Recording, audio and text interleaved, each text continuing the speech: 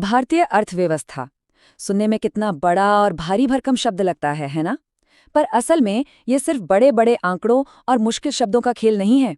ये तो उन हजारों छोटे बड़े फैसलों की कहानी है जो हम सब हर रोज लेते हैं, सुबह एक कप चाय खरीदने से लेकर अपने सपनों का घर बनाने तक। तो चलिए इस बड़ी और दिलचस्प कहानी के कुछ मूल सिद्धांतों को समझते हैं। चलिए, एक बहुत ही बुनियादी सवाल से शुरू करते हैं। हम वो सब कुछ क्यों नहीं पा सकते जो हम चाहते हैं? ये एक बहुत ही साधारण सा सवाल लगता है, पर यकीन मानिए, इसी एक सवाल के दिल में पूरा का पूरा अर्थशास्त्र बसा हुआ है। यही वो मूल समस्या है जिसका सामना हर इंसान, हर कंपनी और हर देश हर रोज करता है। और इसी सवाल का जवाब है अर्थशास्त्र। अगर सीधे साधे शब्दों में कहें तो ये हमारी असीमित इच्छाओं और हमारे सीमित साधनों के बीच तालमेल बिठाने का विज्ञान है। देखिए, हमारी ख्वाहिशें तो अनंत हैं, पर उन्हें पूरा करने के लिए जो चीजें चाहिए, जैसे समय, पैसा और संसाधन, वो हमेशा कम पड़ जाते हैं। तो अर्थशास्त्र हमें बस यही सिखाता है कि इस कमी के बावजूद हम सबसे बेहतर चुनाव कैसे कर सकते हैं। तो आइए इस सोच की पहली सीढ़ी पर कदम रखते हैं। इस पहले भाग में हम उन बुनियादी आइडियाज को समझेंगे जो पूरी आर्थिक दुनिया की नींव है। अर्थशास्त्र को देखने के कह सकते हैं दो मुख्य नजरिए हैं। पहला है माइक्रो इकोनॉमिक्स। इसे एक माइक्रोस्कोप की तरह समझिए।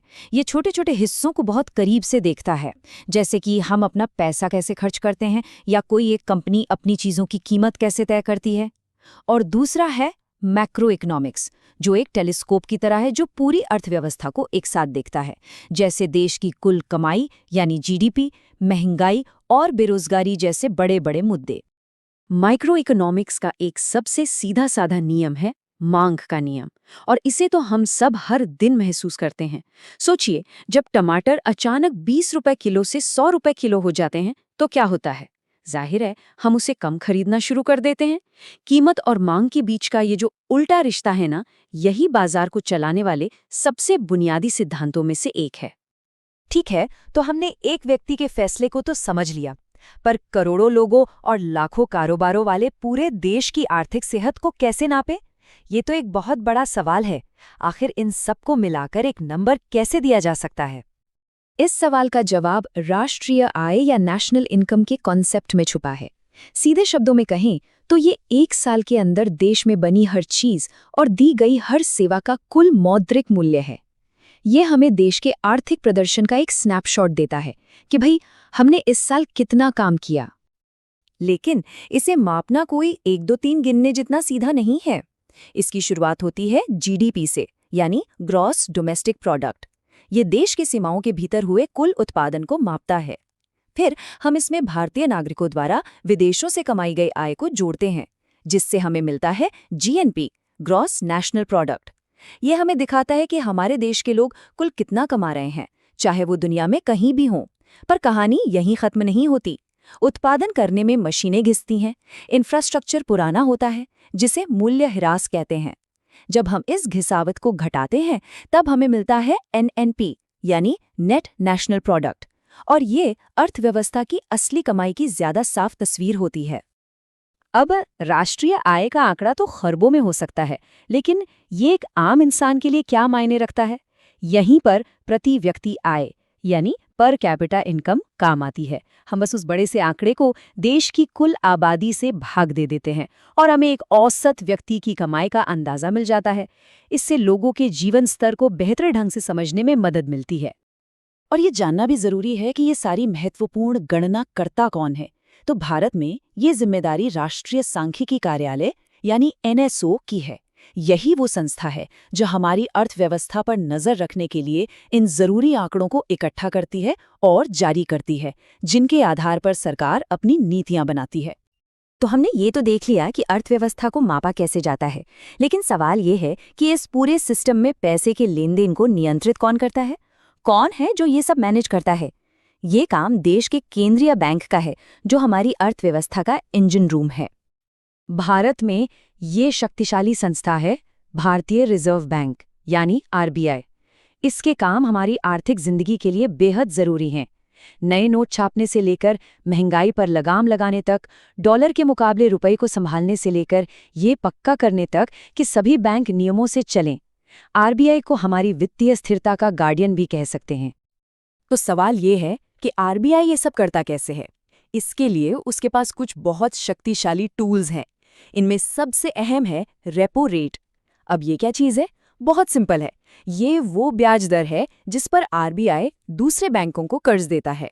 अब सोचिए, अगर आरबीआई रेपो रेट कम कर देता है तो बैंकों को सस्ता कर्ज मिलेगा और वो हमें भी होम लोन या कार लोन सस्ते में दे पाएंगे। नतीजा, बाजार में खर्च बढ़ेगा। तो देखा, सिर्फ एक दर को ऊपर नीचे करके आरबीआई पूरी अर्थव्यवस्था में पैसे की सप्लाई और महंगाई दोनों को प्रभावित कर सकता है।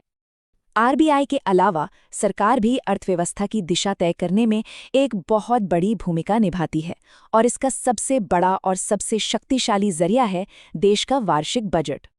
बजट सिर्फ हिसाब किताब का एक दस्तावेज नहीं है, ये सरकार की आने वाले साल की योजनाओं का एक ब्लूप्रिंट है। संविधान के अनुच्छेद 112 के तहत इसे पेश करना जरूरी भी है। इसमें सरकार देश को बताती है कि पैसा कहाँ से आएगा, यानी टैक्स से, और पैसा कहाँ जाएगा, जैसे कि सड़कें बनाने में, स्कूल खोलने में और देश की रक्षा पर होने वाले खर्च में। सरकार की कमाई का सबसे बड़ा जरिया है टैक्स। इन्हें हम मोटे तौर पर दो हिस्सों में बांट सकते हैं। पहला है डायरेक्ट टैक्स, जैसे इनकम टैक्स, जो सीधे हमारी कमाई से कटता है, और दूसरा है इनडायरेक्ट टैक्स, जैसे जीएसटी, जो हम किसी सामान या सेवा को खरीदते समय चुकाते हैं। ये कीमत में ही जुड़ा होता है, इसलिए हमें सीधे तौर पर महसूस नहीं होता। अब बात करते हैं महंगाई की, जिसे हम मुद्रास्फीति भी कहते हैं। इसके बढ़ने के मुख्य तौर पर दो कारण होते हैं। पहला, डिमांड पुल, यानी मांग से पैदा हुई महंगाई। ये तब होती है जब बाजार में लोगों के पास पैसा तो बहुत हो, लेकिन खरीदने के लिए सामान कम। बिल्कुल वैसा ही जैसे किसी नीलामी में एक चीज हो और खरीदार 10, तो कीमत तो बढ़ेगी। दूसरा, कॉस्ट पुश, यानी लागत से पैदा हुई महंगाई। ये तब होती है जब सामान बनाने का खर्चा ही बढ़ जाए, जैसे पेट्रोल, डीजल या कच्चा माल महंगा हो जाए, तब कंपनियों को अपनी कीमतें बढ़ानी ही पड़ती हैं। तो अब जब हम इन सभी बुनियादी बातों को समझ चुके हैं, आइए इन सबको एक साथ रखकर भारत की हाल की आर्थिक यात्रा के कुछ सबसे महत्वपूर्ण पड़ावों पर एक नज़र डालते हैं। इस कहानी में दो मोड़ बहुत अहम हैं। पहला, 1991 में हुए एलपीजी सुधार, जिसने भारत की बंद अर्थव्यवस्था के दरवाजे दुनिया के लिए खोल दिए और विकास की रफ्तार को बहुत तेज कर दिया।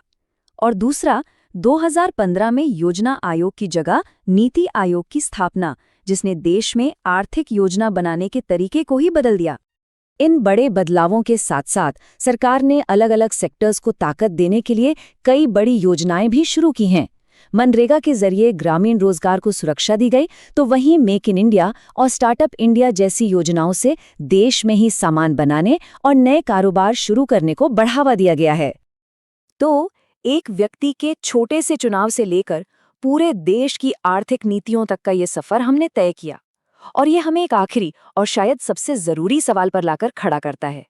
जब हम भविष्य की ओर देखते हैं, तो भारत की अर्थव्यवस्था के लिए अगली सबसे बड़ी चुनौती क्या है और सबसे बड़ा अवसर क्या हो सकता है, इस पर विचार करना बहुत जरूरी है।